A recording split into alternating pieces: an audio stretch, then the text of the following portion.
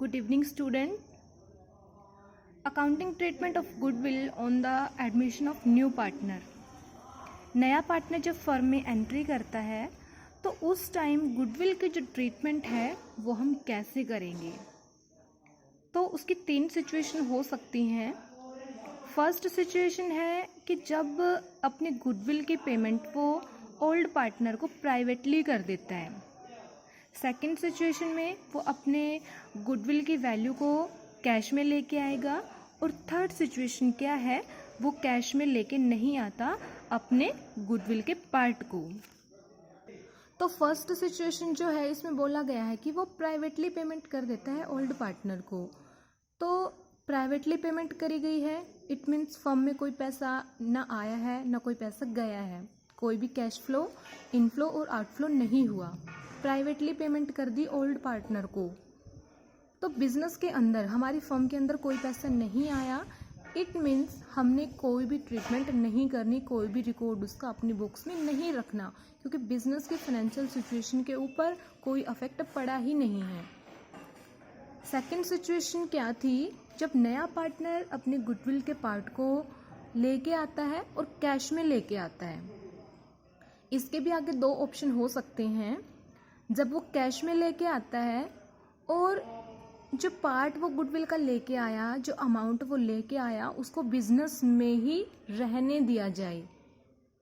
जो कैश में वो अमाउंट लेके आया एज अ गुडविल, उस अमाउंट को बिजनेस में ही रखा जाए। तो अब यहाँ पे क्या होगा, उस अमाउंट का क्या करना है हमने। जो ओल्ड पार्टनर है उन्होंने नए पार्टनर के लिए सैक्रिफाइस किया है, यानी कि पहले सिर्फ 2 पार्टनर थे, वो प्रॉफिट को डिस्ट्रीब्यूट करते थे, बट अब नया एक और पार्टनर आ गया है। इट मीन्स जो ओल्ड पार्टनर है उन्होंने कुछ सेक्रीफाइस करना पड़ेगा, क्योंकि नए पार्टनर को भी प्रॉफिट में हिस्सा मिलेगा यहाँ पे। तो उन्होंने सेक्रीफाइस कर दिया, बदले में अब जो नया पार्टनर है वो गुडविल की वैल्यू देगा ओल्ड पार्टनर को। ओल्ड पार्टनर ने तो प्रॉफिट में पार्ट दे दिया उनको, तो जो नया पार्टनर है उसकी भी ड्यूटी बनती है कि वो भी न्यू ओल्ड पार्टनर को कुछ पेमेंट करे। वो पेमेंट कैसे करेगा, गुडविल पेमेंट करेगा वो। तो जिस रेशो में ओल्ड पार्टनर ने नए पार्टनर के लिए सेक्रीफाइस किया है, उसी रेशो में जो नया पार्टनर गुडविल की वैल्यू लेके आया है, उसी रेशो में वो ओल्ड पार्टनर को मिल जाएगी, यानी कि उनकी कैपिटल है इंक्रीज हो जाएगी। कैपिटल इंक्रीज अगर हो रही है तो इट मीन्स उनके अकाउंट को हमने उस वैल्यू से क्रेडिट करना है जिस वैल्यू से उनकी कैपिटल इंक्रीज हुई है। तो यहाँ पे जो सैक्रिफाइस रेशियो है, उस रेशियो में नया पार्टनर जो गुडविल लेके आया है वो ओल्ड पार्टनर के क्रेडिट कर दी जाती है कैपिटल अकाउंट में। एंट्री देखिए, जब नया पार्टनर बिजनेस में कैश में गुडविल लेके आता है तो बिजनेस के अंदर क्या आया है, कैश या bank. Debit word comes in, जो भी आया है बिजनेस के अंदर उसको हमने डेबिट करना है। तो यहाँ पे या तो कैश वो लेके आएगा या तो वो बैंक लेके आएगा। तो cash bank account debit to premium for goodwill account. Then अभी हमने पढ़ा कि जो वो गुडविल की वैल्यू लेके आया है उस वैल्यू को हमने ओल्ड पार्टनर के कैपिटल अकाउंट में क्रेडिट कर देना है, क्योंकि वो उनको मिलेगी। तो premium for goodwill account debit to old partner capital account, इसको हमने क्रेडिट करना है, क्योंकि ये इसकी कैपिटल को इंक्रीज कर रहा है, तो क्रेडिट करना पड़ेगा। सेकंड ऑप्शन क्या है, जब नया पार्टनर फर्म के लिए कैश पेमेंट लेके आता है, कैश लेके आता है, तो यहाँ पे ये हो सकता है कि ओल्ड पार्टनर या तो पूरी गुडविल के पार्ट को जो उनको मिला है पूरे पार्ट को विथड्रॉ कर लें या फिर कुछ पार्ट उसका विथड्रॉ कर लें। उनकी मर्जी है कि वो सारा पैसा गुडविल का साथ के साथ निकाल लें या कुछ पार्ट निकाल लें। तो बाकी की एंट्री ये सेम रहेगी, क्योंकि यहाँ तक वो पैसा भी लेके आया है, उनके अकाउंट्स में हमने क्रेडिट भी करना है। एक एक्स्ट्रा एंट्री हमारी क्या रहेगी, old partner capital account debit, क्योंकि यहाँ पे उनकी अब जो कैपिटल है वो कम हो जाएगी, क्योंकि वो अपने अकाउंट्स में से पैसा निकाल रहे हैं। अकाउंट्स में से पैसा निकालेंगे तो डेबिट करना पड़ेगा उतने ही अमाउंट से। Old partner capital account debit to cash bank account. Question देखिए, A and B are partner in a firm sharing profit and losses in the ratio of 3:2। A और B दो पार्टनर हैं, profit sharing ratio उनकी कितनी है? 3:2। अपनी capital उन्होंने लगा रखी है बिजनेस में 1,80,000 और 1,40,000। दे एडमिट एक्स इन पार्टनरशिप, उन्होंने एक्स को बिजनेस के अंदर एडमिट कर लिया। कंडीशन दैट, कंडीशन क्या है? He will bring 6,7,500 as goodwill and 150 as capital and will get 1/4 share in the profit of the firm. वो गुडविल लेके आएगा 67,500 रुपये, कैपिटल लेके आएगा 1.5 लाख रुपये और फर्म की जो टोटल प्रॉफिट है उसमें उसको 1/4 पार्ट मिलेगा।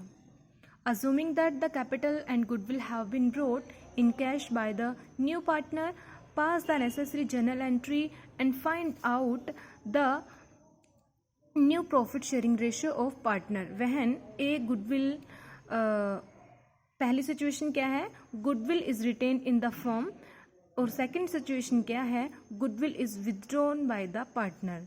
यहाँ पे ये माना जाएगा कि वो कैश में पेमेंट लेके आया है और दोनों सिचुएशन की बात यहाँ पे की गई है। फर्स्ट सिचुएशन है कि बिजनेस के अंदर ही गुडविल की वैल्यू को रखा जाएगा और सेकंड क्या है? ओल्ड पार्टनर जो है वो अपने पार्ट को विथड्रॉ कर लेंगे। तो ये पैसा बिजनेस के अंदर लेके आया है bank account debit to X capital to premium for goodwill account. Total पैसा यहाँ पे हमने डेबिट करना पड़ेगा क्योंकि ये कैपिटल भी लेके आया है और गुडविल भी लेके आया है, तो 2,17,500 हमने डेबिट कर दिया। उसके बाद premium for goodwill account debit to A capital to B capital. 67,500 की जो ये गुडविल की वैल्यू लेके आया था ये ए और बी को मिलेगी, बिकॉज जो ये कैपिटल है वो तो एक्स की ही है। या कैपिटल में पुराने पार्टनर को कुछ नहीं मिलेगा क्योंकि ये इसका ही पार्ट है, ये इसकी ही कैपिटल है। इनको तो क्या मिलेगा? गुडविल में पार्ट। तो गुडविल अब हमने कैसे डिस्ट्रीब्यूट करनी है ओल्ड पार्टनर में? वो सैक्रिफाइस रेशियो में डिस्ट्रीब्यूट करेंगे। इसके लिए हमने सैक्रिफाइस रेशियो निकालनी पड़ेगी। हमारे स्टेटमेंट में हमने सिर्फ देखा कि ओल्ड पार्टनर की जो ओल्ड रेशियो है प्रॉफिट शेयरिंग रेशियो वो दी गई है और नए पार्टनर का जो पार्ट है वो दिया गया है। तो यहाँ पे अब शेयरिंग प्रॉफिट सैक्रिफाइस रेशियो कैसे कैलकुलेट करेंगे? हम ये मान के चलेंगे कि नए पार्टनर को पार्ट मिलने के बाद जो रिमेनिंग पार्ट है उसको वो ओल्ड रेशियो में ही डिस्ट्रीब्यूट कर लेंगे। टोटल पार्ट फर्म का कितना होता है? प्रॉफिट का 1। उसमें से जो नया पार्टनर आया है उसको कितना पार्ट देना है? हमने 1/4।